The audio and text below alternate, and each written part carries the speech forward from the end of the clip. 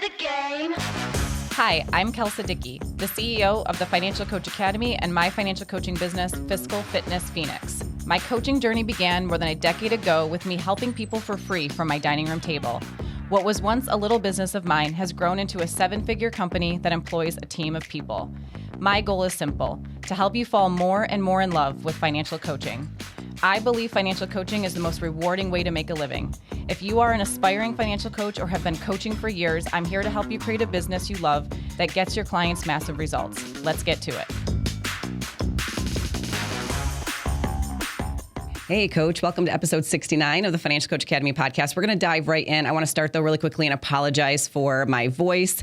I've got something going on with my throat or vocal cords or something, so you might notice it over a couple of these episodes. It's going to be just fine. We're going to get through it. I've got my tea sitting here with me today, my hot tea, so don't mind me. But we are going to dive in. I'm excited for today's episode. You have probably heard me say so many times that it is important to be a student of our craft.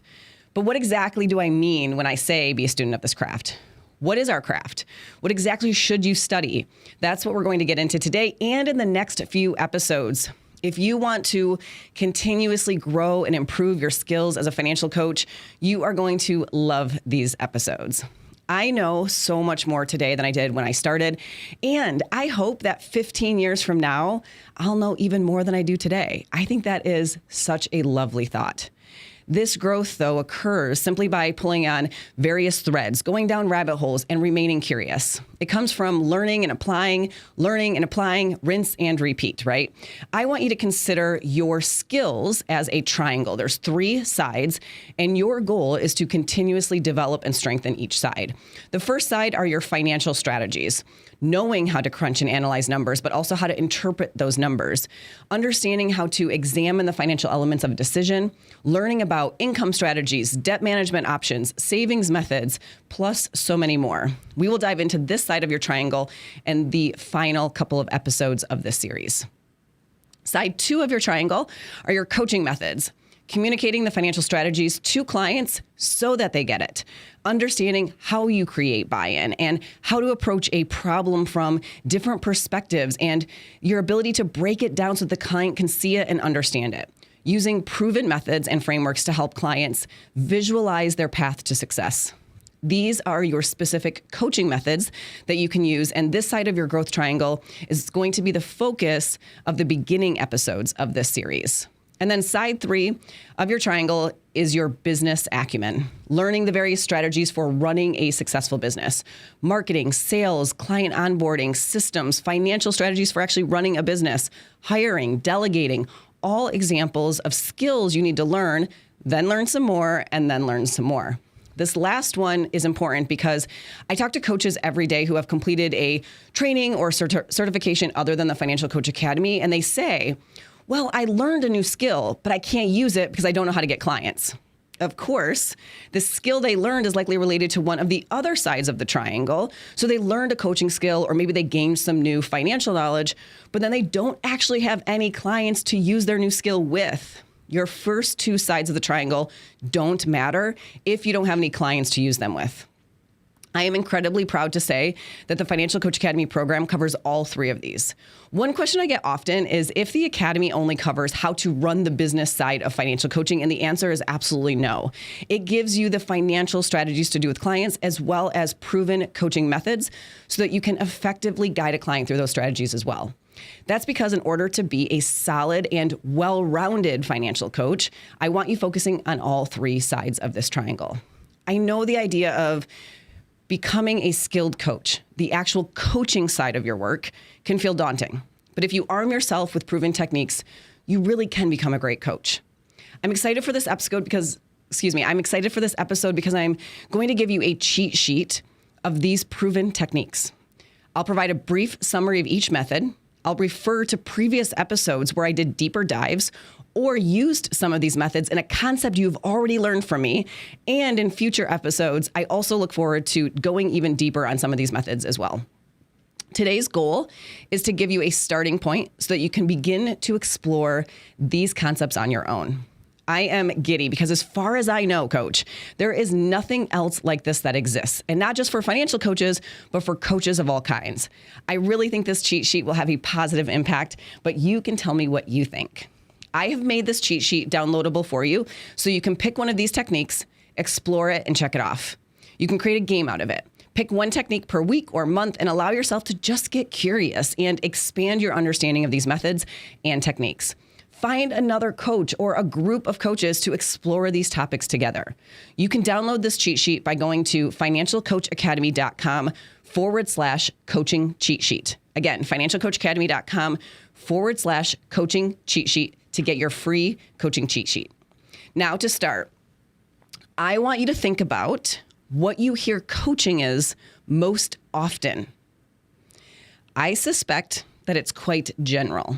Things like ask questions, use active listening, hold space for the client, have the client set goals, or you might even hear something like ask open-ended questions, right? All true, absolutely true. But also, all, in my mind, the absolute bare minimum expectation of what coaching is. But there are also actual coaching techniques and models that you can apply to specific situations. There are coaching frameworks that act as your tools and give you direction as a coach so that you can facilitate the conversations in a really effective way and also a very consistent way, so it's consistent every time you meet with a client. They're designed to help you deliver, in our case, as financial coaches, the financial concepts in an ethical, human-centered way in order to stimulate interest, curiosity, and like I always say, buy-in from the client. Before we dive into the specific techniques, there are a few key points I need to share. Number one, you will not use one of these methods every single time for every single client, in every session, and for every situation. That is not how coaching works. Number two, you don't need to know or use all of these. There are simply tools, just like a carpenter might use one tool every day, but yet never own another tool. That's how I want you to think of all of these methods, simply as tools as well. And then number three, this is a big disclaimer. As you begin to explore these concepts, you might read, this is the most powerful tool for coaches. And that's not true. It's never true. These are all powerful tools, every single one of them, because it's ultimately going to depend on the client and situation. So there isn't one that is the most powerful tool, okay? If you are honest with yourself, I know some of you are hyper-focused on figuring out the best way to do something. And here's the thing. The best way is to adopt a well-rounded, flexible, and diverse approach to your coaching by having a variety of tools that you can draw upon. Each one of these can be effective with your clients, and one or more may resonate for you more than another. Tailor your coaching to the client in front of you. And remember, people are multidimensional. So there is not just one method that will work for every one of your clients and in every situation. And I don't mean to beat a dead horse, but by the way, that is a horrible phrase, beat a dead horse. I'm going to stop saying it. I know I've said this already, but it bears repeating because it is so important. Two models may have similar steps, but a model that emphasizes self-awareness is going to work better for a client who maybe struggles with reflecting on and understanding their own perspective on something. Whereas a model that places an emphasis on the action-taking or commitment part is best for a client who perhaps already has a high degree of self-awareness and yet still struggles with knowing the best route to take. Plus, let's be honest, focusing on one approach and only one approach feels a little cult-like to me. And a little fun fact about me, I do love listening to podcasts about cults. True crime stuff is one of my guilty pleasures, especially ones about cults. But that doesn't mean I want to be a part of one, right? You and I, Coach, we work with people. So there's a fluidity and genuine responsiveness that we all must bring to our conversations and to our work with clients. These models, they're here to help bring structure to something that is fluid. It's not one or the other. It's a combination of both. Here's what I would like to encourage you to do with this cheat sheet. Explore the models and methods provided by searching the following. What is blank? What is the purpose of blank? What is the goal of blank? What is an example of blank? Blank in practice. Benefits of blank. And then what are the criticisms of blank? The last question that I just mentioned, the criticisms, that search phrase, it's important to ensure you're getting a well-rounded understanding of the concept, when it's best used, and when or how it is not best utilized. It's probably easier to follow along as you are listening to me today. So download your worksheet by going to financialcoachacademy.com/coaching cheat sheet. Some of the things I'll be mentioning are actual frameworks or methods, but the first 4 are more broad fields of study. So we're going to start a bit more general with these and then get more specific as we go. So the first one is positive psychology. Positive psychology is a branch of psychology that focuses on the character strengths and behaviors that allow individuals to build a life of meaning and purpose, to move beyond surviving to flourishing. Like I was saying, positive psychology is a field of study that includes many different methods and modalities. It embodies a set of philosophies. It's a way of thinking about how to approach helping people. That's how I want you to think about it. Some criticisms of positive psychology are that it is an oversimplification of human experiences, particularly when it comes to negative experiences, adversity, or challenges. In other words, if misapplied, it's kind of like toxic positivity. I am not saying I agree or disagree with that critique, but I want to encourage you to know these perceived limitations when exploring all of these coaching methods. It will help you to adopt a well-rounded understanding of the concept because, again, none of these are perfect and will work for everyone and everything. Writing about and reflecting on good experiences as a means of enhancing your well-being is an example of a tool that comes from positive psychology. The second one listed is neuroscience. That is the study of the nervous system, from structure to function, development to degeneration, in health and in disease. It covers the entire nervous system with a primary focus on the brain. Where positive psychology might be seen as oversimplified, the study of the nervous system, as you can imagine, is incredibly complex. Do you have to become an expert in neuroscience now as a financial coach? Absolutely not. My learning around neuroscience is what influenced my approach and philosophies to sales conversations, which I shared in episode 67. So to see how these things might simply inform or influence your own work with clients, check out episode 67 for an example. Another overarching area of study is emotional intelligence. The idea that intelligence exists within our emotions. Think of emotions as input, data, or information, and not just as a sensation that we feel. This can be helpful because some clients need help from their coach to learn to identify their emotions and how they're useful. The last area of study is cognitive behavioral coaching, which is a coaching approach that draws on cognitive behavioral therapy. Again, like the first 3, this is a body of work, not just one method, right? CBC or CBT helps people to identify and challenge unhelpful thoughts, feelings, and behaviors. Episode 18 of this podcast, is an example of a coaching model that stems from CBT. So check out that episode to get a feel for this area. If misapplied, CBC can be manipulative and gaslighty. It also doesn't really address any underlying causes of mental health conditions or traumatic experiences like unhappy or disturbing childhoods. Coaches who misapply CBC say, you just change your thought and everything is better from there, right? Which can be dismissive and doesn't address the root cause. So those are 4 bodies of work that you can begin to explore, but let's now talk about some more specific coaching techniques, tools, and methods. I'll start with the one that you have probably heard me mention on this podcast many times before, and that is exploring the gap. Exploring the gap is a method of helping a client identify where they are now, where they want to get to, and what is standing in the way of getting there. So what is that gap, right? What's the difference? Hopefully that makes sense. If you listen to our Ultimate Growth Guide, which you can download at financialcoachacademy.com/ultimate growth guide, then you'll actually hear me infuse this coaching concept into the coaching sessions a few different times in the client journey. Exploring the gap is also used during sales conversations a lot of the time. The next model is similar to exploring the gap, but it's called the GROW coaching model. And GROW is an acronym that stands for goal, reality, obstacles or options, and way forward. It's a process that encourages vision, planning, and commitment. I would say that when people imagine themselves in a coaching role, I think the GROW model is what comes to mind. The grow model is what they see themselves doing, even if you don't have a name for it. So you might not be walking around or thinking like, I'm going to apply the grow model. But chances are when you are first starting out and you sort of vision or imagine yourself working with a client and doing a coaching session, what you're actually envisioning is probably the grow model. You set a goal with a client. You figure out where they are today, you discuss obstacles and options, and then you help them move forward with action steps. Boom, boom, boom, right? Like it's all goes so smoothly and everything is like right in the world, right? That works really great for goal-oriented individuals. So if you have a driven, self-aware client, this model probably works great, but it doesn't create space for philosophical dilemmas, or if a person is uninterested, if the goal is unrealistic, or if the person doesn't have the willpower to move forward. Chances are when you first start out as a coach, you're going to deploy this model in your sessions.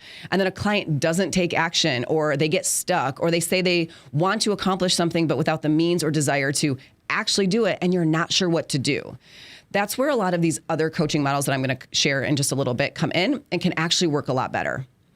Another model is the CLEAR coaching model. CLEAR is also an acronym that stands for contract, listen, explore, action, and review. CLEAR is actually a framework that you can use to structure your coaching sessions and guide your clients that focuses on building trust. Also helps to build rapport and clarity between you and the client. It is simply one way to structure your sessions if the idea of winging it just overwhelms you or maybe intimidates you a little bit.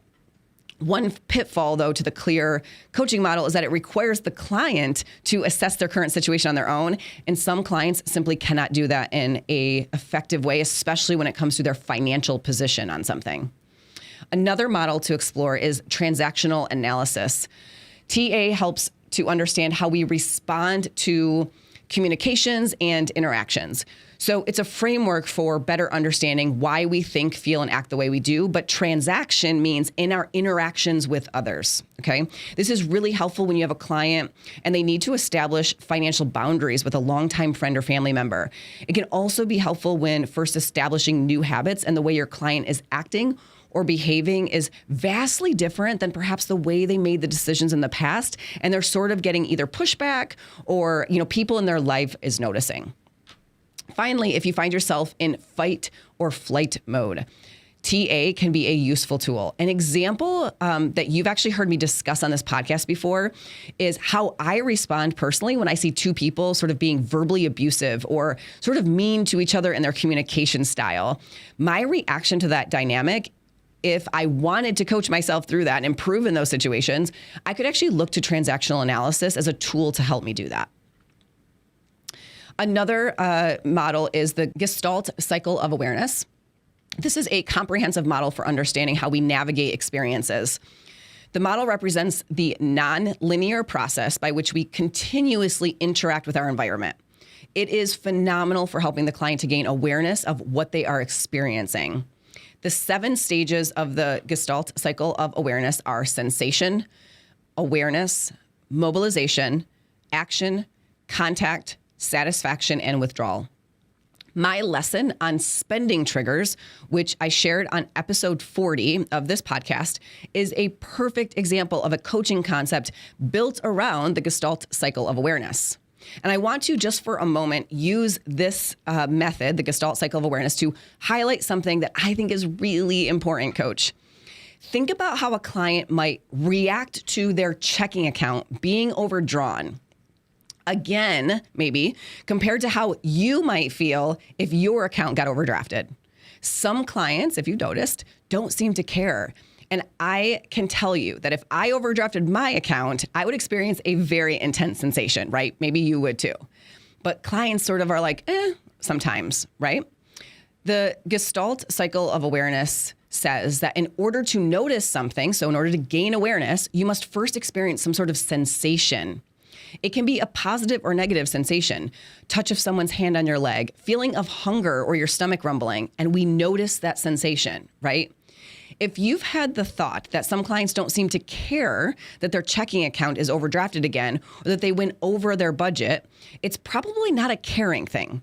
It's that they have dulled the sensation to it. They've become desensitized to it, probably because it happens so many times that their awareness cannot occur. Awareness is the second step. Sensation is the first step, right? So the thought, I should probably do something about that so it doesn't happen again, doesn't actually happen. Go back and listen to episode 40 on spending triggers because it's designed to help clients feel the sensation first so that they can begin this cycle, the Gestalt cycle of awareness. Now, this is the part that's super important, Coach. I hope you're tracking with me on this. This concept around spending triggers, episode 40, is a lesson inside of my financial coaching toolkits. The lesson is titled Helping Clients to Identify and Overcome Spending Triggers. It's one of 11 concepts, all focused on building long-lasting financial habits and smarter decision-making. So here's the scoop. I took a financial concern that my clients were experiencing, spending triggers. And it's likely your clients and even you and I all experience spending triggers, right? And I combined it with a coaching method, the Gestalt cycle of awareness, to create a specific financial coaching concept. This is the magic, Coach. I am telling you, I hope you've pulled over your car. If you're driving, I hope you stop folding that basket of clean laundry for just a second, because I don't know about you, but when I'm listening to podcasts, I'm probably doing laundry or putting dishes away. I hope that you are really paying attention to the magic that I'm about to describe to you right now. You take a financial concern or topic, debt, savings, net worth, spending, income optimization, wealth generation, you name it. The list is endless, and we're going to actually touch on some of those later in this series as well. And you combine it with a coaching technique or model. 1 + 1 = 2. That is financial coaching. And what I just described, that is literally what all of the financial coaching toolkits are made of. Every single lesson, there are over 60 of them now. This is exactly how I designed each and every one. When I first started coaching, there were all of these financial education, maybe financial literacy topics that existed, right? And I was also aware of these various coaching techniques from my time managing a team in corporate America, where I would, learn things about like performance coaching and leadership coaching and all of that. And that's really where a lot of my understanding started. But since it's obviously branched out quite a bit since my corporate time of my life, and I realized there's nothing that combines these two things into one specific set of tools. So I went about creating them. And the result is the financial coaching toolkits. I combined a financial strategy with the coaching method all in one concept for each and every lesson that we do with my clients. And 4 of those toolkits, along with dozens of concepts inside of each one, are included in the Financial Coach Academy. You can tell me, Coach, but this idea that you take a financial literacy concept and you combine it with one of these proven coaching techniques to create one specific financial coaching lesson, I am incredibly proud of that body of work of mine because I don't think it exists anywhere else.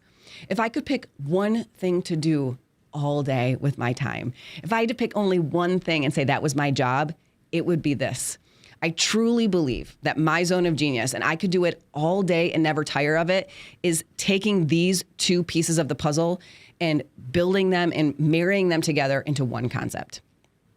Next up, and this is your last coaching model for today, Coach, is the Johari window coaching model. This is a model that is used to help people better understand their relationships both with themselves and with others. It's a really useful tool for boosting a client's self-awareness and development in group situations. There are 4 quadrants, in this model. There is the open area, which are the things you and others know about yourself. There's the blind area, things that others know about you, but you are unaware of. There's the hidden area quadrant, which are the things you know about yourself, but others don't know about you. And then there's the unknown area, things that are unknown to you and also to others. So you can imagine it's a really helpful tool for some individuals when you're trying to help them figure out, like, where do we go next in your financial journey? Like, what do you want to get out of this? What do you know? What do you not know? What are your perceptions of yourself and others around money, right? Okay. So Coach, guess what? We aren't even halfway through the list. There is so much left to explore when it comes to coaching models. So we're going to pick back up with this next episode with some more concepts. And then the last two episodes of this series, I'm going to do the same thing, but we're going to look at another side of your triangle. And I'm going to provide you with some financial strategies that might be important for you to explore as a financial coach as well. Before we wrap up, there is one more way that I want you to use this cheat sheet. And that is when you are looking for a training or certification for yourself. We want to know that we're doing things the right way. We tell ourselves we need to get formal training, and that makes us feel better.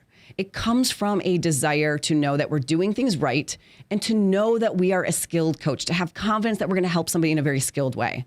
So the worst thing that can happen is you take that step, you invest in a training, only you don't feel any more confident or skilled in helping everyday people. So before you sign up for any training or certification, ask them, which proven techniques do you use in your training? Ask them which techniques they center their training around. Most trainings don't cover all of these, of course, but they should be able to give you at least one damn name. Just one. And unfortunately, too many coach trainings that exist don't provide any of these, not a single one. Their training is mostly general on what coaching is. Ask good questions, hold space for the client, have the client set goals, be a good listener, those types of things. And that is all very important too.